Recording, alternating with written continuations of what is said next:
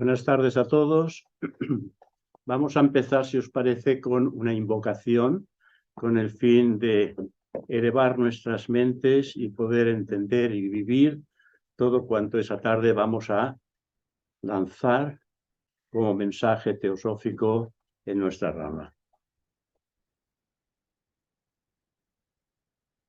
Oh divino ser superior que moráis en nuestro interior, os pedimos respetuosamente que nos asistáis en este acto de entrega a Dios y a la humanidad, y en contacto directo con vuestro bendito amor, se purifican nuestra mente y corazón, y a través de esta invocación percibamos todos la verdadera vida del alma. Nos entregamos con espíritu, llenos de devoción y respeto, para recibir internamente vuestra espiritual y divina gracia.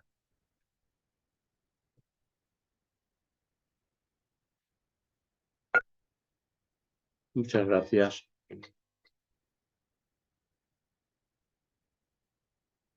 El tema que vamos a tratar es un tema en el que muchos de vosotros estáis familiarizados porque lleváis un estudio de años sobre el particular, pero he preparado este trabajo porque me ha parecido interesante plasmar aquellos conocimientos o ideas que he ido adquiriendo a través del tiempo y a través, como fruto de estudio, he pensado que sería interesante también colaborar con este trabajo que vais haciendo todos los miércoles, aquellos que hacéis el estudio sobre la doctrina secreta o algo similar. Pienso que es interesante este trabajo porque en él seguramente veréis reflejado infinidad de conceptos que habéis estudiado vosotros mismos en vuestra intimidad. Por lo tanto, vamos a dirigirnos directamente a ese tema del absoluto, lo absoluto, su voluntad y su manifestación, bajo un punto de vista particularísimo que es el de un servidor, y que pienso ofrecerlos a vosotros con todo mi amor y todo mi cariño. Y empezamos diciendo precisamente de lo irreal, oh divino Señor, conducidnos a lo real, de las tinieblas, conducidnos a la luz, de la muerte, conducidnos a la inmortalidad.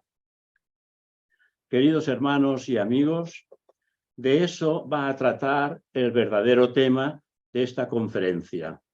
Recordad el grito excitante por parte del Katha Upanishad que dice: levantaos, despertad, buscad los grandes instructores y escuchad. El camino es duro de recorrer y verdaderamente estrecho como el filo de una navaja. ¿Qué entendemos nosotros por la palabra de misticismo tan importante para el estudiante de teosofía? Empezar por este misticismo e ir avanzando hacia el ocultismo. La palabra misticismo implica más el camino de la unión que el hecho de la misma unión. Lo que significa es que el alma en el hombre, ese fragmento de la divinidad, busca conscientemente ser uno con lo universal. Es decir, fundirse con el uno sin segundo. El estudiante de teosofía que trata de hollar el antiguo estrecho camino, lo que busca es un sendero más corto, más arduo que el sendero ordinario de la evolución. No busca lo irreal, las tinieblas o la muerte. Lo que él está buscando es lo real, la luz y la inmortalidad. Cuando todas las ataduras del corazón se rompen, el hombre se hace inmortal. Es algo automático. La verdad es que realiza más que su inmortalidad, realiza su eternidad. Brahman o Dios emanó de sí mismo al hombre para ser inmortal y lo hizo a la imagen de su propia imagen propia y eterna. La palabra inmortal, al igual que perdurable, pertenece, por así decirlo, al tiempo. La palabra eternidad significa la propia existencia. La realización que formamos parte de aquel que es el uno, el misticismo, significa la búsqueda del uno. Yoga significa la unión con el uno. Sin embargo, ambos son el sendero y el sendero se funde con el uno. Hay una bella definición en uno de los Upanishads que dice: el uno, solo el uno, sin distinciones, emana de sí mismo, poder o poderes, y crea distinciones infinitas. En él, el universo se disuelve. Él no es Ishvara, el señor de un universo. Él es Brahman.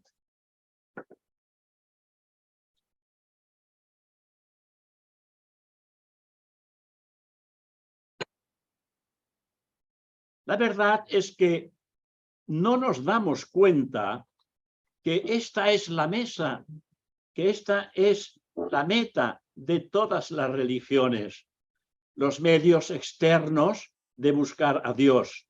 Pero hay una gran diferencia entre el místico y el religioso, en el sentido ordinario del mundo.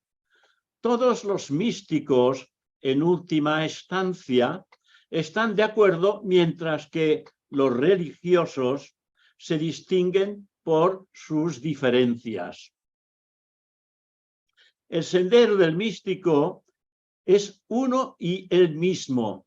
No importa a qué fe exterior pueda pertenecer, no importa a qué religión externa pueda encontrar su punto de partida, porque la meta es la unidad del fragmento aparentemente separado del uno, de quien proviene y del cual es inseparable.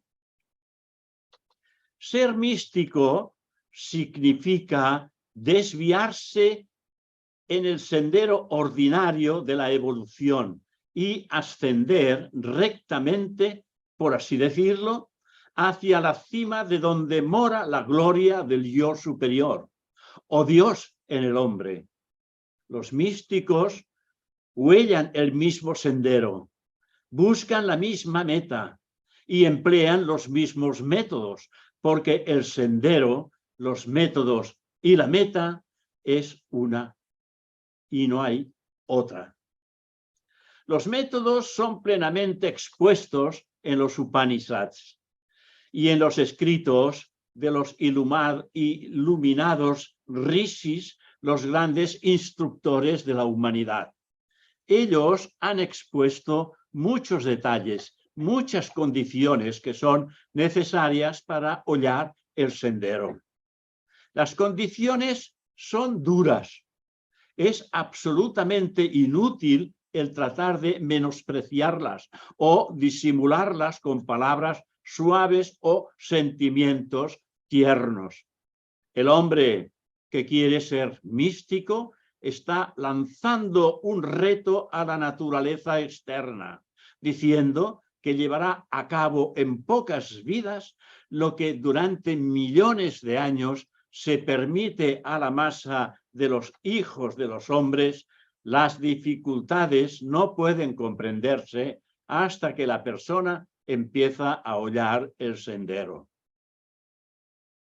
Su grandeza, su severidad, es siempre subestimada por el aspirante. El aspirante está ansioso por avanzar, pero no conoce los peligros del camino a que se enfrenta. Y así, para su advertencia, estas condiciones a que he aludido se plantean de modo que las personas se den cuenta de lo que ellas desean hacer, de la inmensidad del empeño y las cualidades que se requieren antes de que la meta pueda ser alcanzada. Estas cualidades son las mismas para el teósofo o para el místico, tanto si se encuentra entre pueblos antiguos o modernos. También en los sutras de Patanjali hay 5 etapas definidas que preparan al estudiante practicante antes de que pueda pensar en ser místico o teósofo. La primera es la niñez del ego, que Patanjali compara con una mariposa revoloteando de flor en flor, atraída por la belleza de sus cromáticas formas y color. El niño no es culpable porque quiera jugar, ya que no ha desarrollado la firmeza de la voluntad. Pero sí hay que decir que el niño no es apto como niño para el yoga o unión. La segunda etapa, según Patanjali, la etapa de la juventud, que es confusa, dominada por los sentimientos y al mismo tiempo entusiasta hoy por un ideal y mañana por otro. Las emociones empañan la facultad pensante, de modo que el juicio no es claro e imparcial. Según Patanjali, esta juventud tampoco es apta para el yoga. La siguiente etapa es la del individuo maduro y poseído de una idea dominante, una idea que se ha adueñado de él y lo impele, lo controla, no permite que otra cosa, por así decirlo, incida en él para este estudio. Él no argumenta, no razona, no considera lo que llamamos pros y contras del tema que estamos tratando y está preso en las garras de una sola y única idea. También hay 2 grupos de personas que están atadas a ese modo de pensar y el valor de cada cual depende de la veracidad o falsedad de la idea que le avasalla. El maniático está agarrado por una idea dominante que es falsa. No se le puede persuadir para que la abandone.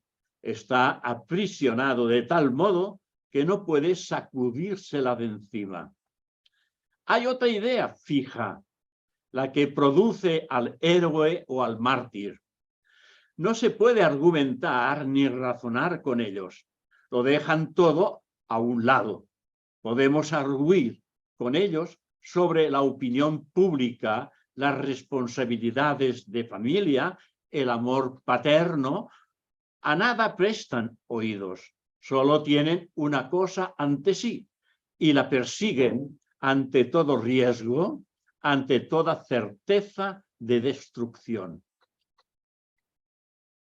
Cuando la idea fija predominante es verdadera, entonces, dice Patanjali, el hombre se aproxima al yoga, a la teosofía o bien al ocultismo. Se encuentra en él cualidades que pueden verse de inmediato y que son necesarias para la realización, es decir, la fuerza de voluntad, ante todo, que se requiere de manera predominante para el sendero místico.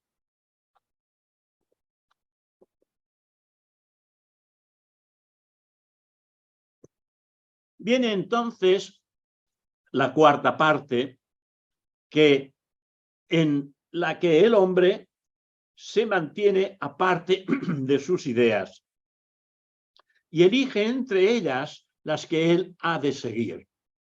En las 3 primeras que hemos mencionado, tenemos al hombre viviendo en los tres planos inferiores de la vida física, astral y mental inferior.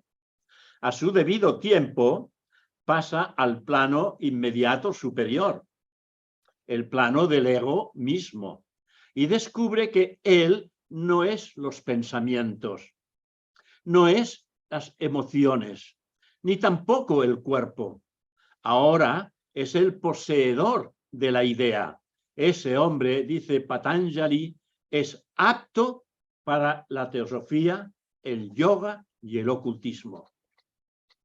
En la quinta etapa comienza la práctica del yoga o teosofía consciente de que está preparado para la transformación de su propia naturaleza durante las etapas preliminares. Por tanto, está apto para su propia autotransformación y puede empezar perfectamente su práctica. Aunque Patanjali ha clasificado las etapas del desarrollo en esa forma, es muy fácil de recordar y muy significativo las enseñanzas de los Upanishads. No es en esa manera precisa que puede llamarse la ciencia del yoga o la ciencia de la teosofía, sino más bien en insinuaciones y sugerencias proferidas, los cuales asimilarán gradualmente quienes estén preparados para ellas. Al observarlas, encontramos algunas cosas que nos impedirán hollar el sendero místico, porque está escrito que no por el entendimiento, no por la ciencia de numerosas ramas, puede el hombre alcanzar al Supremo o encontrar el Atma dentro de sí. El Atma no se gana por los Vedas, ni por la ciencia, ni por el entendimiento, ni por la devoción, pero estas sí son cualidades mediante las cuales podemos aproximarnos al Supremo Atma, primer principio mediante el cual la mónada o espíritu puro entra en contacto con los mundos inferiores. El Atma se detiene, evidentemente, cuando la conciencia ha alcanzado, después de Buddhi, la esencia de este primer principio. Entonces se delinea el sendero en cada plano. En el plano físico, la templanza en todas las cosas, como Sri Krishna lo establece, el sendero del medio, el de la templanza en que se alcanza precisamente la carencia de deseos. Es necesaria para tener éxito en todas las disciplinas teosóficas o también de la ciencia del yoga. Entonces, se nos enseña que debemos controlar las emociones y, en tercer lugar, debemos dominar la inquietud, las emociones y también la mente. Y se dice que cuando esto se alcanza, el que está libre del deseo y sin aflicción contempla en la tranquilidad de los sentidos la majestad de su propio ser interno. Considerándolo de este modo, empezamos a percatarnos de cuánto hay que hacer antes de hollar el sendero del misticismo. Hemos de aprender las cosas necesarias y éstas se encuentran todas en lo que a veces se llama sendero probatorio, que habéis oído decirnos en infinidad de ocasiones que posiblemente algunos de los que estáis presentes estáis en el sendero probatorio.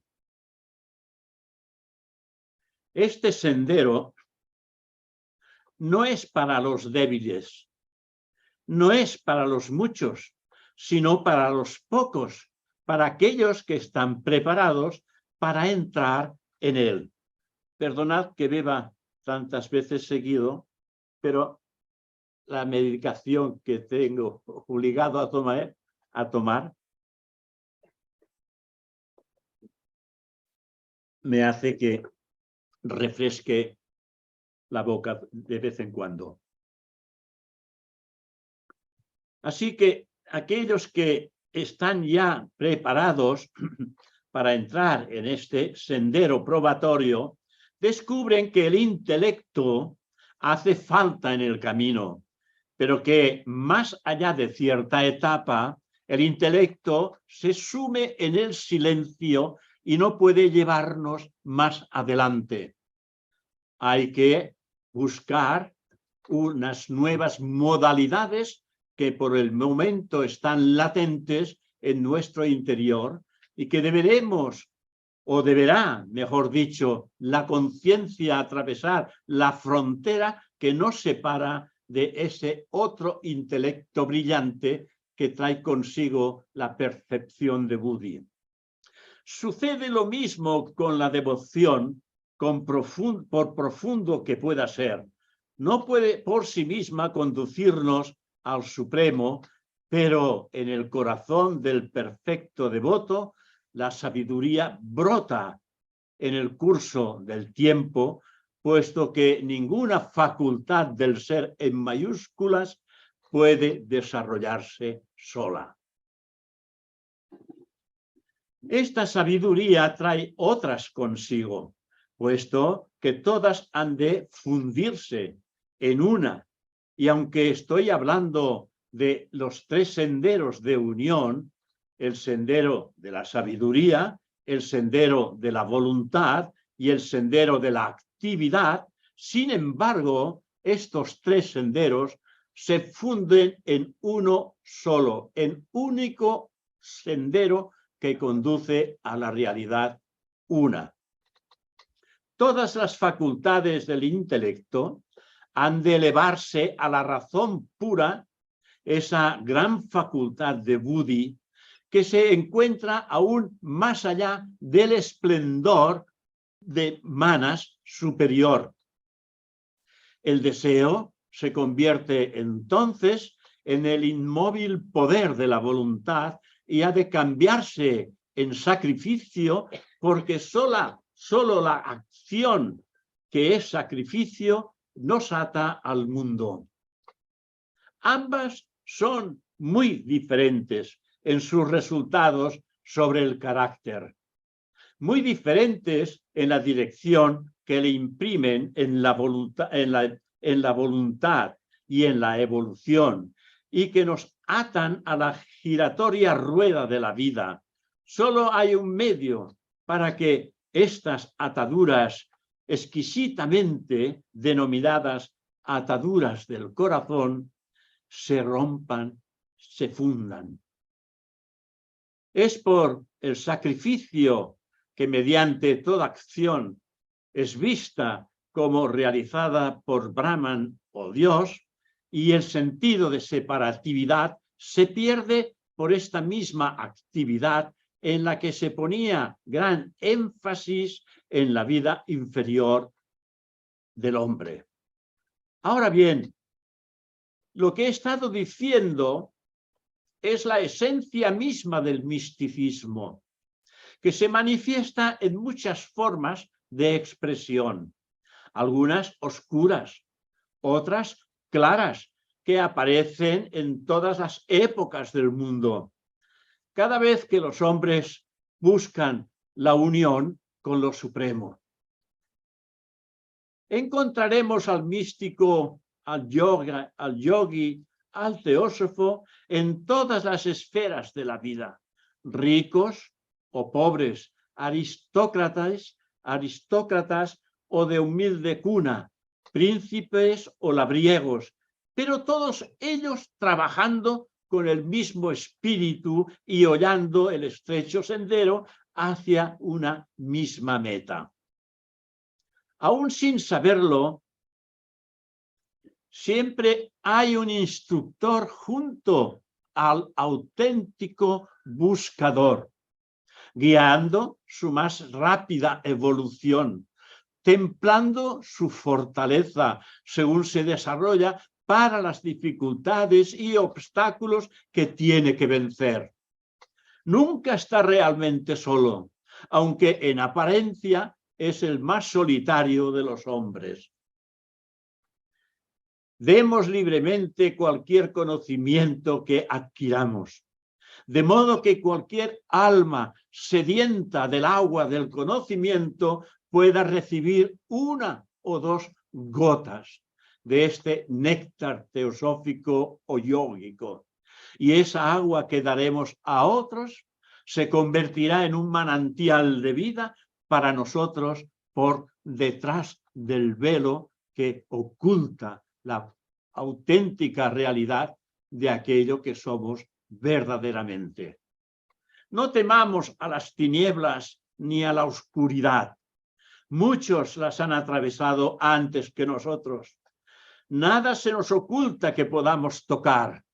Somos eternos, aunque encarnados en un cuerpo, eso sí.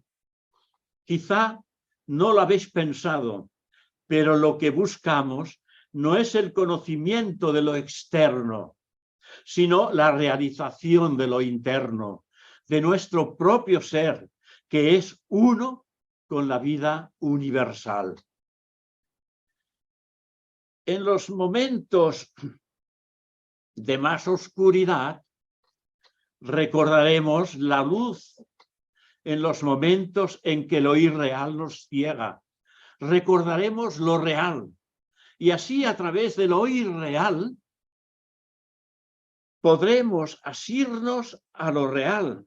Y si a través de las tinieblas nunca perdemos la fe de lo que la luz está en nosotros, entonces encontraremos al maestro interno que nos conducirá de la muerte a la inmortalidad. Y fijaros bien, acabo de decir del maestro interno, es decir, el maestro más cercano a nuestra conciencia vigílica, a ese ser divino que debemos de encontrar en los recovecos más profundos de nuestro corazón, más allá de los oídos, sino en la percepción directa de aquella realidad oculta en el recoveco más profundo de nuestro corazón. Veamos ahora lo que podemos realizar. Un poco más de elixir. Veamos ahora lo que podemos realizar en el estado de evolución en el que nos encontramos. Podemos señalar algunos puntos en el viaje de descubrimiento que cada cual ha de hollar por sí mismo. HPB, Madame Blavatsky, dijo en una ocasión que se esperaba que ella condujera a sus discípulos a los maestros a través de los Himalayas. Pero esa es una hazaña que nadie puede realizar. Los discípulos tienen que caminar por sus propios pies. Ahora, la especial luz proyectada por la teosofía que nos guía o debiera guiarnos en todos nuestros estudios de las religiones es que todas provienen de la misma fuente. Cada una de ellas es presentada por un instructor mundial. Cada una inicia una nueva etapa de la civilización con su sello particular, aunque la religión, dada por el instructor mundial, mira hacia atrás y alrededor para ver cómo las gentes han llegado a la posición en que se encuentran y cómo adaptan la antigua verdad en mayúsculas al nuevo tipo. Más aún, ella constituye el fundamento de una nueva civilización. Antes, en pequeño grupo, acabo de decir algo que también he aprendido, y es que parece ser que en 1997 hasta el 2025, parece ser que un avatar está encarnado ya para dar un mensaje en este siglo en el que nos encontramos. Una nueva cualidad domina toda nueva civilización y cada una de esas cualidades es una de las grandes joyas de la religión que se desarrolla gradualmente por el ego personal. Al igual que se talla un diamante, de modo que en lugar de parecer un trozo de cristal, irradia los colores del espectro. Disgrega el color del color y muestra que todos están presentes aun cuando uno domina.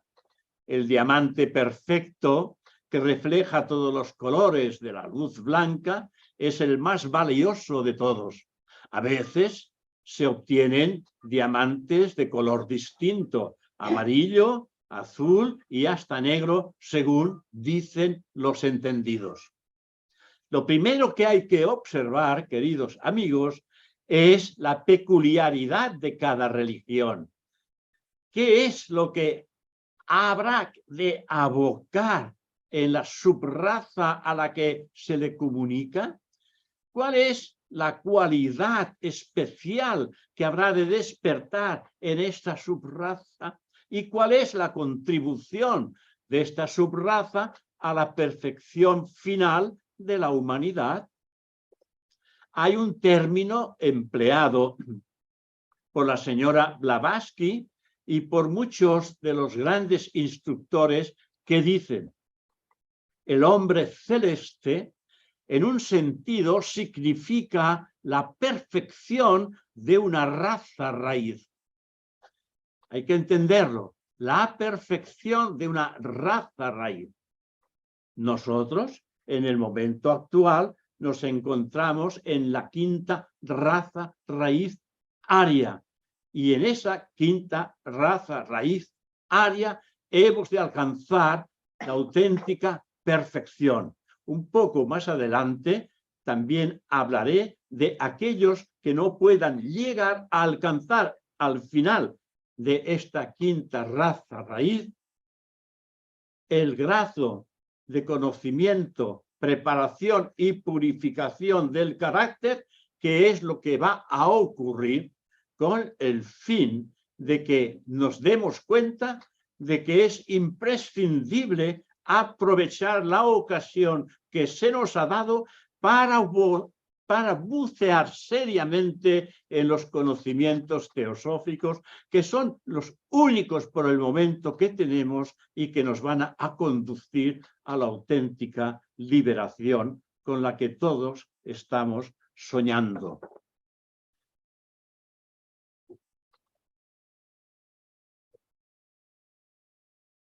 Hay un ideal del hombre celeste ario que mostrará muchas cualidades, pero todas dominadas especialmente por lo que solía llamarse el quinto principio. Ese quinto principio, ya lo conocéis todos, es el manas superior. A modo de consciencia, el del intelecto, y lo mostrará de diferentes maneras. Esto es lo que está ocurriendo en todo el mundo teosófico.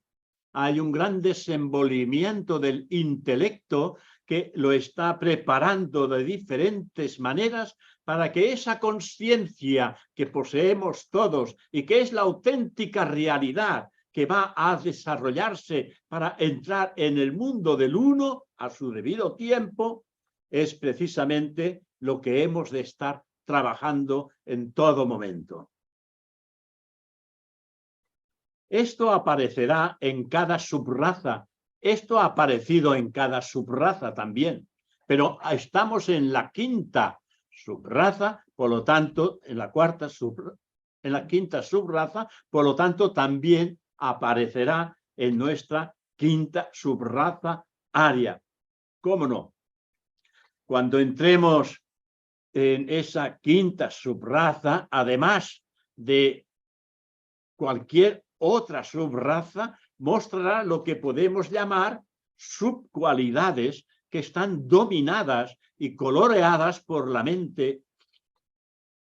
Estas crecen en la atmósfera de la mente, de modo que se puede distinguir la misma cualidad entre un hombre de la cuarta raza y un hombre de la quinta raza que ha alcanzado precisamente el desenvolvimiento del hombre que ha trabajado y se ha trabajado a sí misma en la cuarta raza y del hombre que se está trabajando en la quinta subraza, raíz de nuestra raza aria.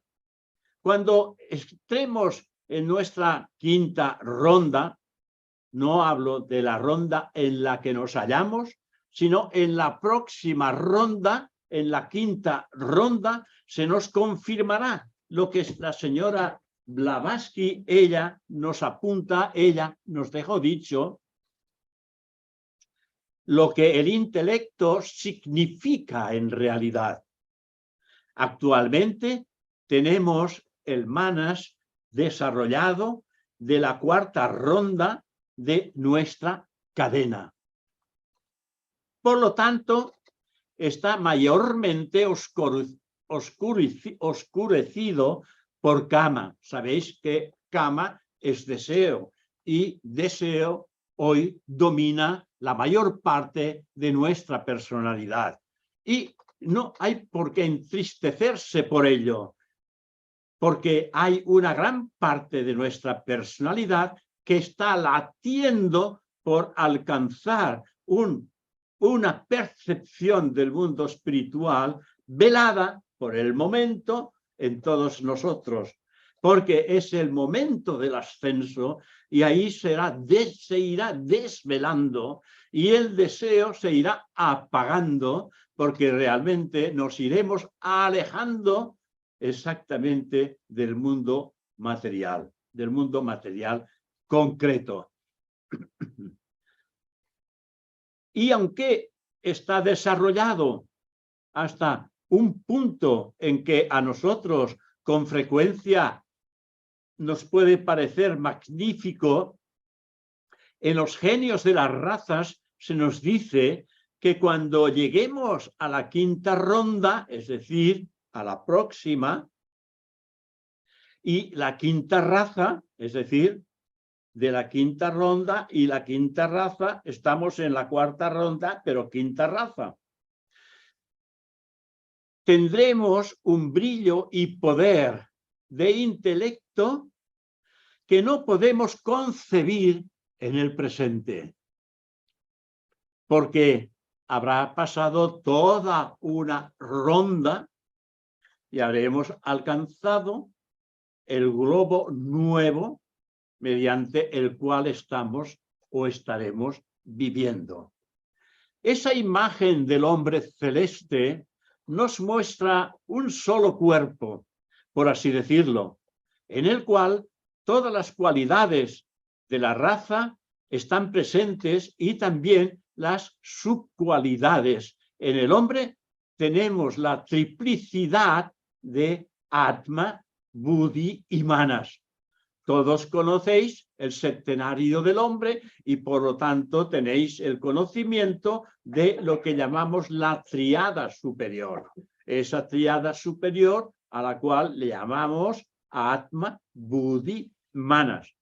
Atma es a veces llamado el triple Atman, porque en el caso de la evolución superior humana, Buddhi y Manas se funden, desaparecen en Atman, son absorbidos por Atman, de donde surgieron a su debido tiempo en el descenso, en el arco del descenso, en ese medio arco del descenso hacia la materia, impartiéndole esa reproducción de Ísvara, del que en alguna ocasión os he hablado, esa porción, digamos, para explicarlo de forma concreta, que no es nada concreto, pero para explicarlo de forma concreta, en que Brahman se identifica con Maya, la ilusión de las formas del mundo entero,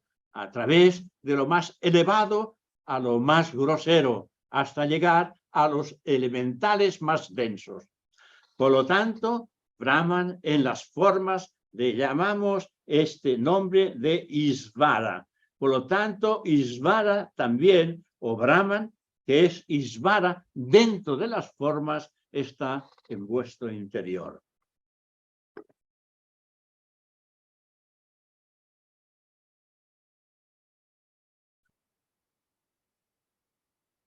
Observando esa consciencia, encontramos que desenvuelve en su descenso en la materia el Atma y entonces, expresando los demás aspectos, se apropia de ciertos átomos en los planos siguientes. Bueno, ya sabéis, o por lo menos ya conocéis de alguna manera, de qué forma la mónada entra en contacto con los planos que están por debajo de ella misma. Ya sabéis que ella se ancla a través de átomos permanentes hasta alcanzar el mundo mineral, con lo cual ella se ata a 7 átomos permanentes y a través de ellos tiene observación de cada uno de los grandes planos. Y así la mónada, sin salirse de su gran plano de Anupadaka, porque ella no puede descender, pero sí aspectos de su propia esencia monádica entran en contacto con los subplanos que están por debajo del plano Anupadaka o plano monádico, como también se le llama. Así, entonces, tenemos o encontramos la entidad que reencarna, ya la mónada que reencarna sin moverse de su propio gran plano, la vida que perdura en la encarnación, la reproducción real y principal de la mónada, parte del propio Isvara que está dentro de cada uno de nosotros y dentro de cada una de las formas del mundo animal, del mundo vegetal y del mundo mineral. O sea que la mónada entra por todos los grandes planos de la naturaleza porque tiene que autorrealizarse en cada uno de ellos. Por lo tanto, si estamos en el mundo del humano, nos hemos realizado en el mineral, nos hemos realizado en el vegetal, nos hemos realizado en el animal y hemos culminado en el humano teniendo toda la experiencia a través de nuestros sentidos de todo lo que se ha desarrollado por debajo del reino humano. Por lo tanto, somos el desarrollo total y absoluto de 3 reinos inferiores al humano. Y esto se ha incorporado en el reino humano, donde la conciencia individualizada está controlada por nosotros mismos. Así como en el reino animal, en el reino vegetal y en el reino mineral, la conciencia estaba controlada por almas grupales. Aquí se ve la gran diferencia que existe entre las formas. Nosotros nos hemos individualizado del alma grupal y hemos tomado la dirección por propia decisión de nuestra propia evolución. Por lo tanto, tenemos las riendas en nuestras manos y no podemos decir ni culpar al destino de todo cuanto nos llega y de todo cuanto nos pasa, porque somos nosotros mismos los promotores de todo cuanto realizamos, de todo cuanto nos llega y de todas aquellas cosas que nos hacen sentir y sufrir.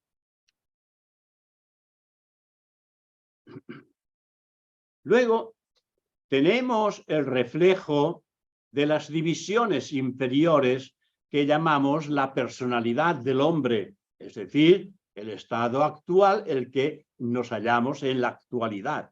El reflejo de la actividad creadora del intelecto, en la mente concreta, las emociones y las pasiones reflejando en la materia densa el poder unificador de Buddhi. Y finalmente el más elevado aspecto, la voluntad, el Atma, que se refleja en el órgano de la acción en el cuerpo físico. Bueno, ya sabéis la similitud que existe entre esa tríada superior y la tríada inferior en el hombre, aunque el hombre encarnado se llaman el cuaternario, pero en realidad hay un vehículo en ese cuaternario que no es de conciencia, que es de vitalidad, y que es precisamente ese vehículo que todos conocéis como el etérico, el doble etérico, que aun siendo físico no es denso, por lo tanto no es vehículo de conciencia, sino que es vehículo de vitalidad. Y nosotros estamos desarrollando los vehículos de conciencia porque son los únicos que tenemos para alcanzar los grados superiores de cada gran plano.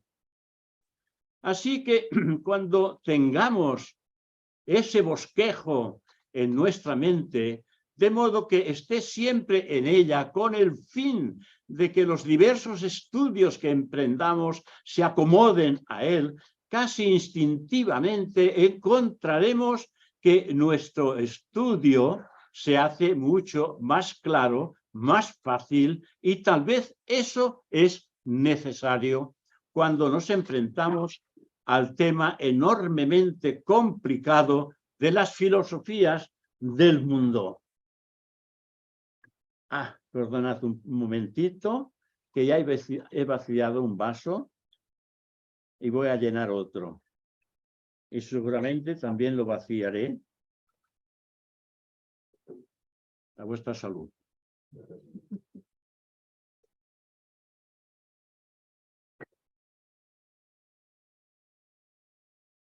Desde este punto de vista, estos pueden quizás hacer lidiar con la religión, no por la asimilación de Buddhi, sino, yo diría, por la necesidad, a menudo sentida, por la facultad analítica de la razón humana de unificar sus propios pensamientos, de reconocer definitivamente ciertos grandes principios de los cuales todo lo demás fluye y de elevarse hasta el intelecto con su facultad sintetizadora. Ahora bien, ¿qué es la filosofía?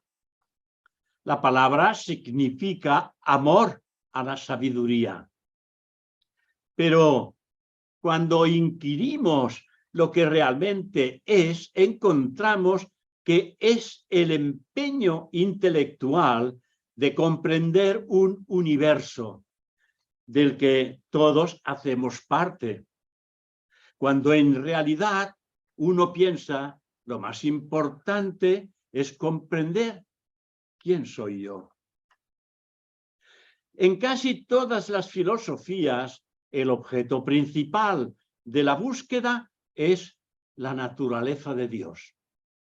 El segundo objeto es la naturaleza del hombre, así debiera de ser. Y así es precisamente.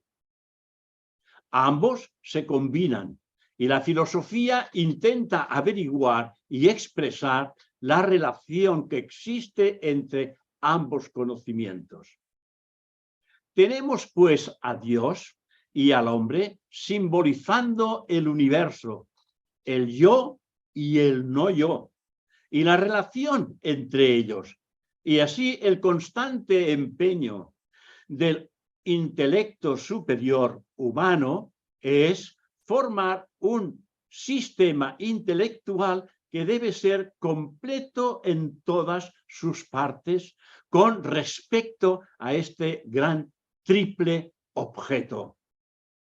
Cuando comenzamos por primera vez este peregrinar como chispas divinas destinadas a volverse hombres autoconscientes, en este nuevo Manvantara fueron los Dianshoans, flores del anterior Manvantara, quienes abrieron el camino para nosotros y guiaron nuestros titubeantes pasos mientras nos íbamos volviendo hombres.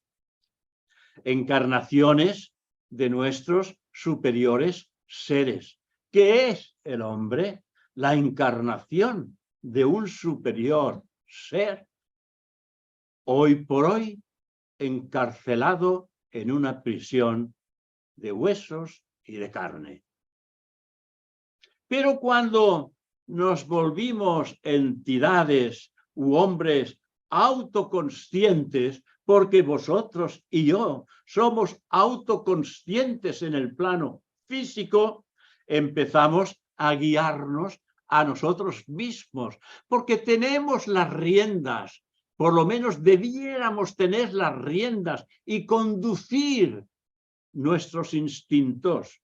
Estos son como caballos desbocados en momentos determinados. Pero si mantenemos las riendas bien tensas, el caballo tiene que obedecer al cochero y el ser o yo que se halla dentro puede perfectamente armonizar no solamente su conciencia, sino con la conciencia de quien está reteniendo aquellos impulsos del deseo para que el discernimiento actúe siempre en beneficio del sí mismo.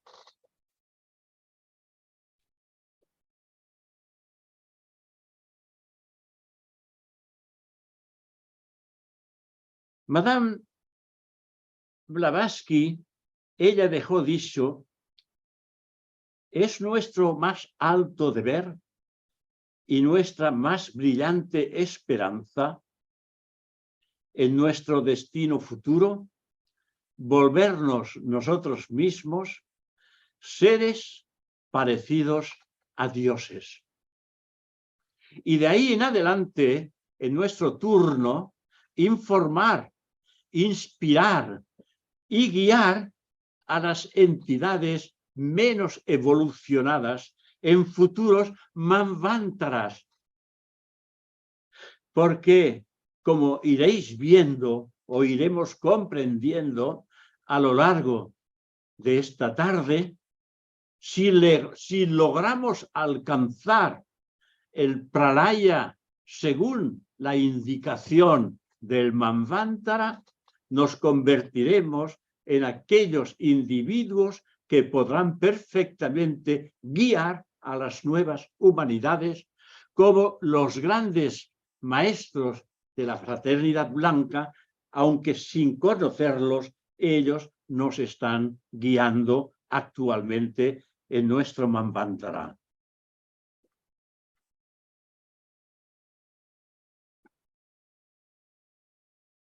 Tal como hemos sido informados, inspirados y guiados por ellos. Y finalmente, después de muchos y muchísimos y larguísimos kalpas, de muchos días y muchas noches de Brahman, llegaremos a ser una parte consciente del logos cósmico. La más alta inteligencia del sistema solar, y de ahí hacia arriba, para siempre. Ya nada nos conducirá hacia abajo. Habremos alcanzado la línea del supernirvana en que el hombre, el adepto, alcanza, y sin necesidad de descender podemos trabajar siempre en beneficio de la humanidad. Y esto lo podemos lograr en el Manvantara actual. Evidentemente que tienen que pasar millones de años. ¿Por qué? Porque en realidad estamos en un poco más allá de la mitad del Manvantara. No estamos terminando Estamos un poco más allá de la mitad del Manvantara, exactamente muy parecido a lo que también decimos que estamos en la mitad de este peregrinar de la mónada en su descenso, sino que ya estamos algo más arriba, ya no descendemos, algo más arriba, que estamos alcanzando ya de alguna manera el principio de la liberación del deseo y la pasión. Cuando la mónada empieza definitivamente a verificar su círculo descendente y su entrada en la manifestación cósmica, es el Atman, el espíritu universal, que no pertenece a particular entidad o hombre, el Atman en nosotros mismos, solo porque es el enlace que nos conecta con lo superior. Cuando alcancemos el estado de Atma, evidentemente estaremos ya muy cerquita de la autorrealización de Atman y en contacto con nuestra propia chispa o luz monádica. El triángulo superior, ya lo conocéis, Atma, Buddhi, Manas, se extiende o se desarrolla hacia afuera a partir de la propia mónada. Es decir, esa tríada superior que estaba dentro de la propia mónada decide manifestarse, por lo tanto, tiene que descender una tríada de sí mismo. En principio, desciende Atma. De Atma surge Buddhi, de Buddhi surge Manas superior. Por lo tanto, surge como los pétalos y las hojas de una flor. Se extienden o desenvuelven a partir de su semilla. La semilla en este caso es la propia mónada. Saca su vida y su ser desde dentro de sí misma. Este impulso interno que conduce a la mónada a expresarse en la manifestación de la forma en su descenso, es la voluntad de seres superiores que trabajan a través de ella misma y de los cuales ella forma parte integral.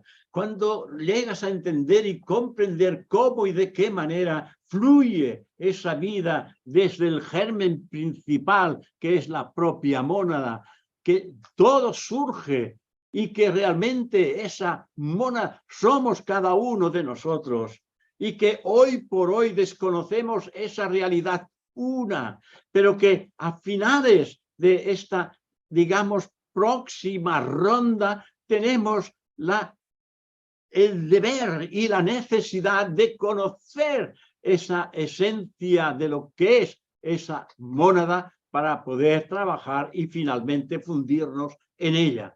Porque, ¿qué es la mónada? La fuente de donde todo ha surgido. En cuanto a la manifestación como hombres, hemos pasado ya por los distintos grandes planos de la naturaleza y hemos alcanzado ya el gran cuarto plano de la naturaleza, que es el del ser humano. Algo parecido a nuestro cerebro o nuestro cuerpo, que siguen la implacable ley de necesidad que nosotros imponemos sobre el cerebro o el cuerpo, por nuestros pensamientos y nuestra voluntad, y no obstante, tanto el cerebro como el cuerpo son partes de nuestro ser en la materia, no en el mundo del espíritu, sino son parte de nuestro ser en la materia. La mónada tiene que alcanzar la autoconsciencia para liberarse y de este modo volverse un Dios autoconsciente y autodirigido. Ya no será dirigido, sino autodirigido y autoconsciente por su propio poder y conocimiento alcanzado. Son tan importantes estos asuntos para entender de manera apropiada nuestro futuro estudio, el que va a venir tras el que estamos haciendo, que sentimos la necesidad de volver a ellos una y otra vez. Básicamente, yacen en la propia raíz de toda nuestra enseñanza. Hay que entenderlo claramente. Hay que entenderlo claramente, y esto no es fatalismo. Esta última doctrina del fatalismo es directamente contraria a la doctrina del Padre-Madre, de estos dos aspectos del Logos manifestado.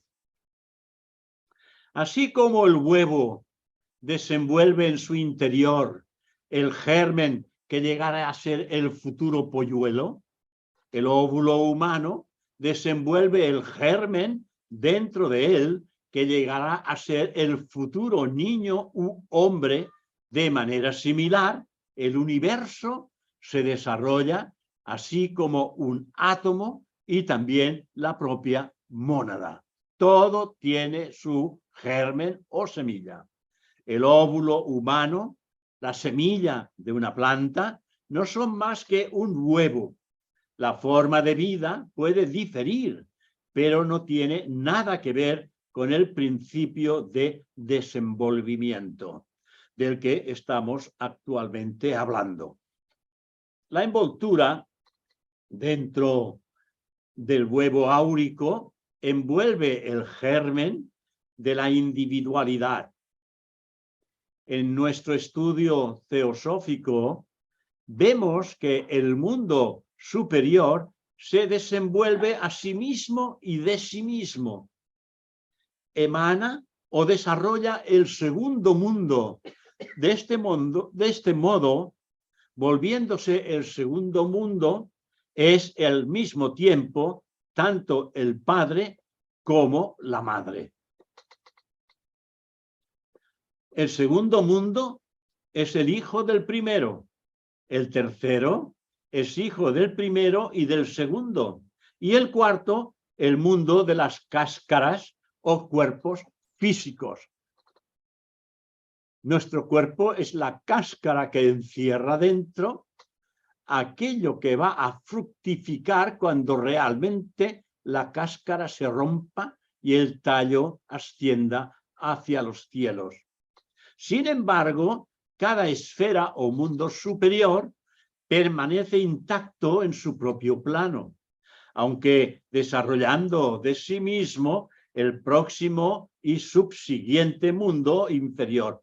Ahora bien, cuando el universo surgió de su propio ser, la tensión de la sustancia primordial o fuego divino se contrajo, por decirlo así, y esta contracción dio nacimiento al éter.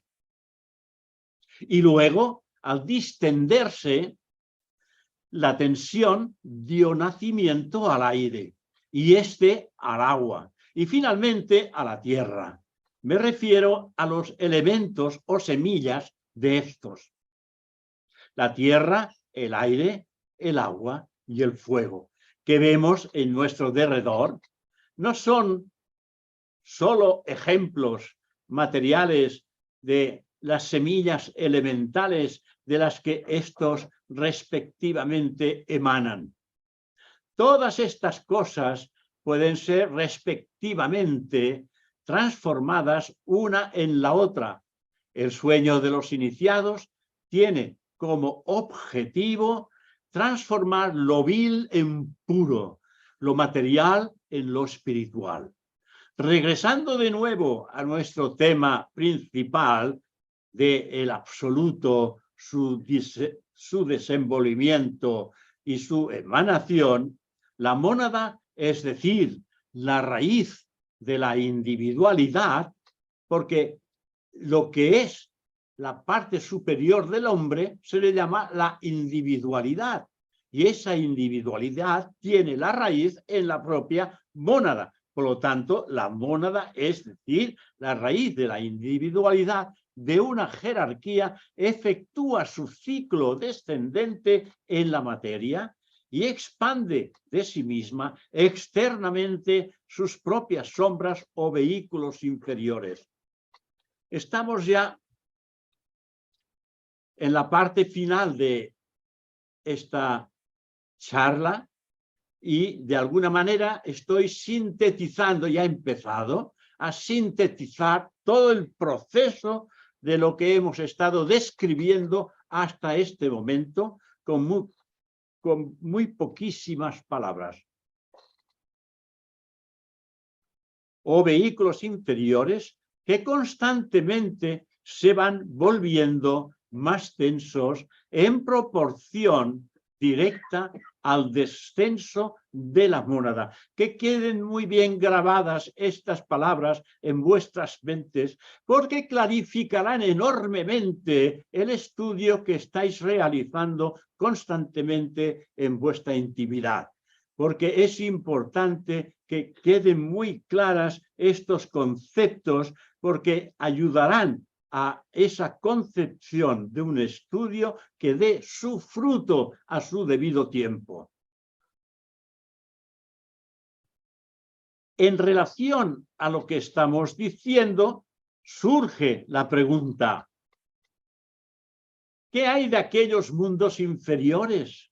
¿Qué hay de aquellos estados inferiores del ser, de los que Madame Blavatsky habla como el Avicii? Ya sabéis que el Avicii se traduce como el infierno, por decirlo de alguna manera más clarificadora. No existe un infierno llamado Avicii en el sentido de la religión cristiana, en el sentido en que la religión cristiana nos lo menciona. Semejante infierno es un impreciso aspecto de la imaginación, pero hay de verdad bajas esferas, así como las hay superiores. Tienen que haberlas también inferiores. No puede haber bien sin mal, porque el uno es la sombra del otro y todo se equilibra en la naturaleza. Estas esferas inferiores tienen una parte definida que jugar en el gran drama cósmico. Son los albergues purificadores, por así decirlo, de las almas de aquellos que persisten en hacer el mal. Lo semejante, ya sabéis, atrae a lo semejante. Estas esferas inferiores están necesariamente constituidas por aquellos de manera voluntaria, ya que por una prolongada serie de encarnaciones rehúsan seguir la luz espiritual dentro de ellas. Y ahora, mucha atención, porque antes he avanzado algo que me parece que es muy interesante tenerlo siempre presente, no solamente en la mente, sino en lo más profundo del corazón, donde realmente se hallan todas las respuestas. Si hoy por hoy no tenemos este contacto consciente con él, llegaremos algún día a percibir en la voz del silencio su auténtica información que clarificará en nuestro interior qué es lo que debemos de hacer a partir de ese momento. Durante el peregrinaje cíclico descendente de las almas átomo en la materia, varios millones han fallado, atentos, al pasar el punto de peligro y en vez de comenzar a partir de allí su viaje hacia el hogar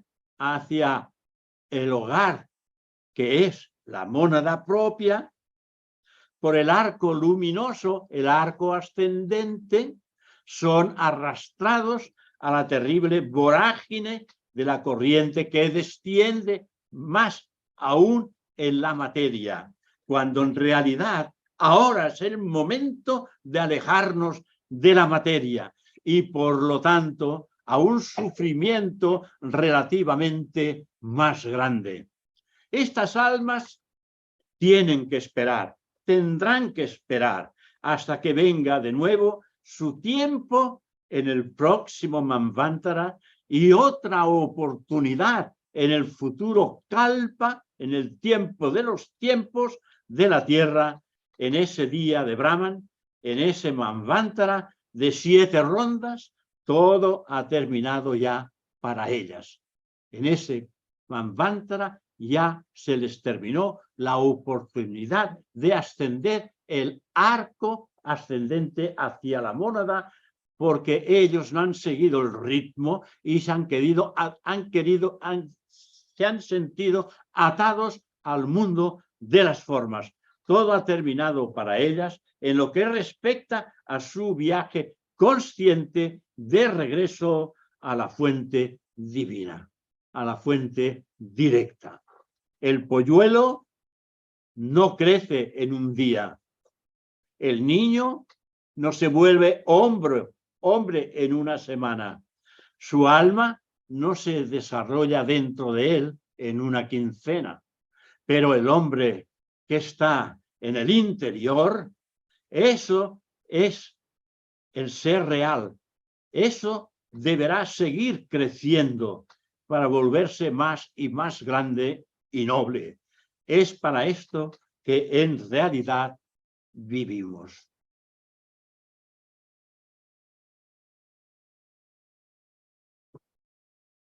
Así sigue el curso de la evolución hasta el final de las 7 rondas, cuando el rayo monádico se dirige hacia abajo y pierde toda oportunidad de ascender en dirección al hogar monádico por el arco luminoso de ese actual Manvantara, así que sigue el sendero descendente, pero todos los demás, todos los otros, sí siguen. Ellos realmente van a poder pasar ese punto de peligro. Lo que en religión cristiana llama el juicio final. Pero en realidad no es un juicio final. Sí para este Manvantara, pero no para el otro. Porque mientras haya el recuerdo del beso de la madre, esta entidad es recuperable. Un día de Brahman, y con esto vamos a ir terminando, un día de Brahman se compone de 7 rondas, como vosotros ya sabéis, es decir, un periodo de 4.320 años de nuestros años terrestres. Además, se requieren 7 de estos días de Brahman, que serían 7 días y 7 noches de Brahman, para hacer un Manvantara solar, que es un término usado en filosofía esotérica porque 7 veces 7 corresponden a las 49 rondas que son las que se necesitan para develar al máximo cada uno de los 7 principios y de los 7 planos de la que se compone la jerarquía que se manifiesta en todos ellos. Y termino. De la vida de Brahman, al parecer, han pasado algo más de la mitad de un año de Brahman, que corresponde, atentos, a 311 billones con B, 40.000 años de nuestros años terrestres, según se nos dice en el Surya Siddhanta, que es una obra cosmogónica, astronómica y sánscrita antigua. Y con esto termino mi exposición. Así que muchísimas gracias por vuestra atención y por vuestro cariño por asistir a esta última conferencia del año. Muchísimas gracias a vosotros los presentes y a los que están conectados por, ¿cómo se llama? El Zoom.